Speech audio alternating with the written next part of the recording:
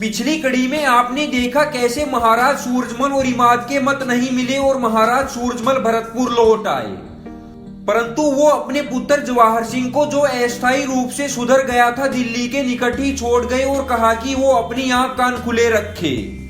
अब्दाली की प्रगति तीव्र रही तथा इमाद केवल ज्योतिषियों से परामर्श करता रहा या फिर नदी के किनारे सैनिक वेशभूषा में खड़ा होकर घंटों तक नदी के परली पर शत्रु सैनिकों को देखता रहा। 17 जनवरी 1757 की रात को नजीब खान ने अपने इरादों को गुप्त रखने का ढोंग त्याग दिया, क्योंकि उसे भय था कि इमाद और मराठे आपस में मिल जाएंगे। इसलिए वो गुपचुप अब्दाली से संपर्क बनाए हुए था और सर्दी की रात में ही वो नदी पार करके अब्दाली से जा मिला। इमादुल मुल्क में जो थोड़ा सा अभिमान बचा हुआ था वो उसे घोलकर पी गया और उसने सूरजमल से समझौता कर लिया। इतना ही नहीं, उसने अपना परिवार भी डीग भेज दिया। 27 जनवरी को अब्दाली ने दिल्ली के बाहरी अंचल में प्रवेश किया और सम्राट आलमगीर द्वितीय को वहां आकर मिलने के लिए कहा। 29 जनवरी को दोनों सम्राटों का एक सम्मिलित सार्वजनिक दरबार लगा, जिसमें अब्दाली के नाम के सिक्के जारी किए गए। इमाद ने दीनता पूर्वक समर्पण कर दिया और उससे वजीर का पद और 1 करोड़ रुपए ले लिए गए। उसके बाद दिल्ली की यातना शुरू हुई, जो सन 1739 की पुनरावृत्ति थी। अब्दाली ने अपना धंधा नादिर शाह से सीखा था। वो पूरे 1 महीने तक राजधानी में आतंक फैलाता रहा। वह 22 फरवरी 1757 को उसने दिल्ली में अपना काम निपटा लिया। आलमगीर द्वितीय को उसका राज सिंहासन दोबारा देकर अहमद शाह दुर्रानी ने जाट राजा से राजकर वसूलने के लिए दक्षिण की ओर कूच किया।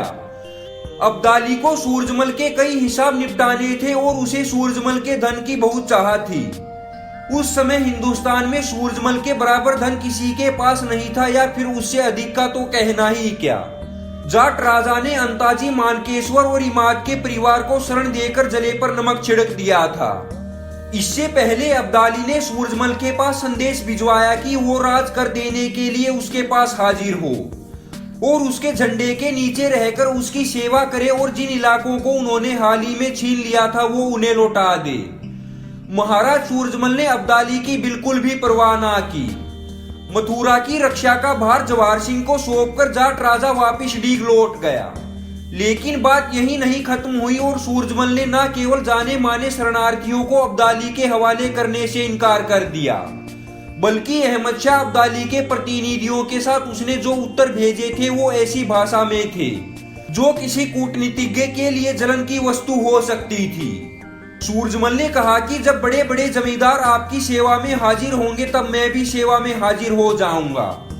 मैं राजा नागरमल तथा अन्य लोगों को जिन्होंने मेरे यहाँ शरण ली है, मैं उन्हें कैसे भेज सकता हूँ। लेकिन अंत में जवाहर सिंह से रहा नहीं गया, तो उसने उतावलापन दिखाया। वह फरीदाबाद और वल्लभगढ़ के आसपास लूटपाट कर रही एक अफगान टुकड़ी पर आक्रमण कर दिया और उन्हें बुरी तरह से हरा दिया। जो भाग गए थे वो बच गए और बाकी वहीं मारे गए।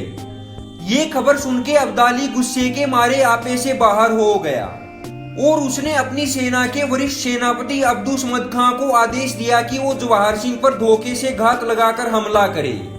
और यह योजना लगभग सफल हो ही गई थी, परंतु जवाहर सिंह किसी तरह सैनिकों तथा सामग्री का मामूली सा नुकसान उठाकर बच निकला और वल्लभगढ़ पहुंच गया। जब अब्दाली को पता चला कि वल्लभगढ़ जाट सैनिकों का सबसे कमजोर ठिकाना है, तो उसने उसे खत्म करने का निश्चय किया। वल्लभगढ़ में अंताजी और शमशेर बहादुर भी जवाहर सिंह से आ मिले। ये तीनों और इनकी सेना सुरंग से होकर यमुना के किनारे पहुंच गए और अब्दाली ने वल्लभगढ़ के किले पे हमला किया, जहां उसे 12,000 रुपए, सोने चांदी के कुछ बर्तन, 14 घोड़े, 11 ऊंट व कुछ बोरी अनाज मिला। अब्दाली ने कहा कि उस अभागे जाट के राज्य में घुस जाओ और जो कोई मिले उसे मार डालो। जो जितने इंसान मारता उसे हर कटे सर पे 5 रुपए दिए जाते। अगली कड़ी में देखिए कैसे अब्दाली से हिंदू पवित्र नगरी मथुरा को बचाने के लिए 10,000 जाट शहीद हो गए। यदि आपको ये वीडियो अच्छी लगी हो तो सर छोटू राम के चैनल को सब्सक्राइब कीजिए और बेल आइकन पर क्लिक करें ताकि आपको लेटेस्ट वीडियो की नोटिफिकेशन मिलती रहे।